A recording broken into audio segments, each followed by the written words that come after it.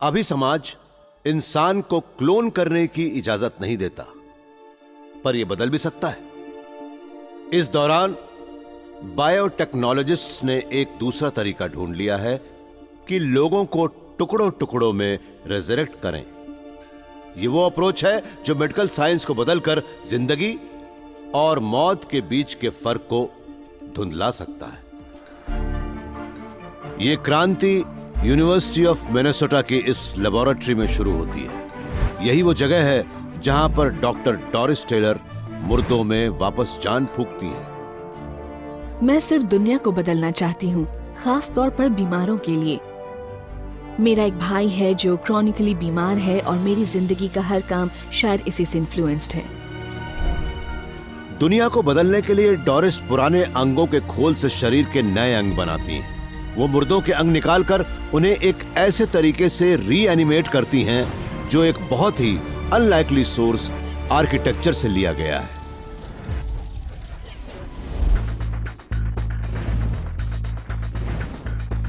इमारतों में लगने वाली ईंटें अंगों के सेल्स की तरह होती हैं, अलग अलग तरह की, अलग अलग शेप की, और उनसे बनने वाले कमरे दिल के चेम्बर्स की तरह होते हैं जो अलग अलग दरवाजों से जुड़े रहते हैं, जैसे कि दिल के वाल्व्स और गलियारे जैसी हमारी आर्टरीज और वेन्स। मतलब ये कि आप एक ऑर्गन को एक इमारत की तरह भी मान सकते हैं। डोरिस मानते हैं कि जिस तरह इमारतों को एक एक ईंट करके फिर से बनाया जा सकता है, उसी तरह शरीरों को भी एक एक सेल करके फिर से बना सकते हैं। इमारतों को बनाने के लिए इस तरह की स्कैफोल्डिंग लगाई जाती है ताकि उन जगहों तक पहुंचा जा सके जहां जाना वैसे संभव नहीं होता। साथ ही ये इमारत का बुनियादी ढांचा बनाने के काम भी आती है। हम एक ऑर्गन बनाने के लिए लेबोरेटरी में यही तो करते हैं। हम भी एक ढांचा बनाते हैं जिस पर सेल्स को लगा सकें। डोरिस सभी मेजर ऑर्गन्स को रीएनिमेट करती हैं, जिनमें लिवर, फेफड़े और दिल भी शामिल हैं। ये एक बकरी का दिल है। बुनियादी तौर पर ये वो ढांचा या स्कैफोल्ड है जिस पर उसके सेल्स लगे हुए हैं। जब हम उन सेल्स को पूरी तरह वॉश आउट कर देंगे तो हमारे पास सिर्फ एक स्कैफोल्ड बचेगा जिस पर सेल्स को रिपॉपुलेट करके हम एक नया ऑर्गन बना सकते हैं। बुनियादी तौर पर ये स्कैफोल्ड ही सेल्स को बताता है कि आपस में कैसे जुड़ें जिससे एक दिल बन जाए। जब आप एक डीसेल्यूलराइज्ड दिल में नए सेल्स लगाते हैं तो क्या होता है? ये एक मॉडर्न चमत्कार।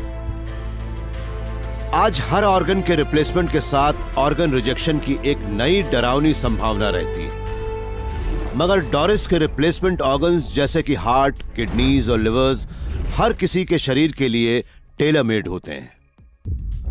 जैसे अगर हम एक पिग के एक ऑर्गन के सभी सेल्स निकालकर उसमें आपके स्टेम सेल्स डाल दें तो एक ऐसा ऑर्गन बनेगा जो आपको मैच करेगा। अगर डोरिस और उनकी टीम मुर्दों के दिल और लिवर फिर से जिंदा कर सकती है तो क्या वो इंसानी दिमाग को भी रीएनिमेट कर सकती हैं? अब सवाल ये है कि क्या हम न्यूरॉन्स और जिलियल सेल्स का एक क्लस्टर और बाकी सब भी बना सकते हैं जो दिमाग या दिमाग का एक ही हिस्सा दिखाई दे। मुझे पूरा यकीन है कि एक दिन हम ऐसा करने में कामयाब हो जाएंगे, लेकिन मेरे ख्याल में अभी हमारे पास आपको और आपकी पर्सनालिटी को रीसेट करने का कोई तरीका नहीं है।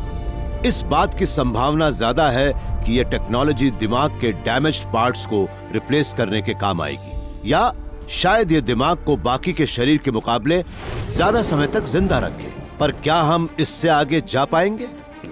क्या हमारे मरने के बाद हमारे दिमाग सेहतमंद डोनर बॉडीज में ट्रांसप्लांट किए जा सकेंगे?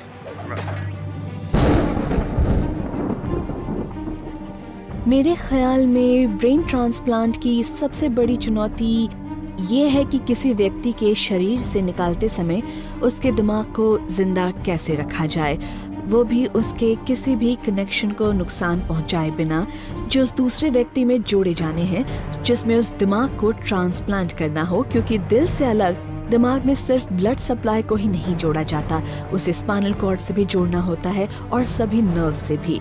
मैं ये सब कुछ एक वक्त में तय करने के बारे में सोच भी नहीं सकती, वो भी इस तरह से कि उसके सभी फंक्शन सही तौर पर काम करें। पर क्या वाकई हमें फिजिकल ब्रेन्स की जरूरत है?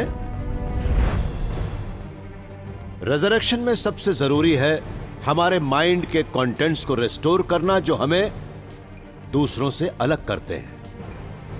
जैसे जैसे ये टेक्नोलॉजी डेवलप होगी, हमारे दिमागों के कॉपी होने की संभावना बढ़ जाएगी। हो सकता है मरे हुए लोगों को जिंदा करना सिर्फ जीरोस और वंस को कंबाइन करने वाली बात हो। हमारी जिंदगियां लगातार टेक्नोलॉजी द्वारा मॉनिटर की जाती हैं। हम लगभग जो कुछ भी करते हैं वो एक डिजिटल ट्रेल छोड़ देता है। जानकारी की यह विशाल लाइब्रेरी हो सकता है हमारे मरने के काफी समय बाद भी एग्जिस्ट करे। अगर हम जिंदगी भर के इन डिजिटल फुटप्रिंट्स को जमा कर लें तो क्या हम किसी मरे हुए इंसान को फिर से जिंदा कर सकते हैं?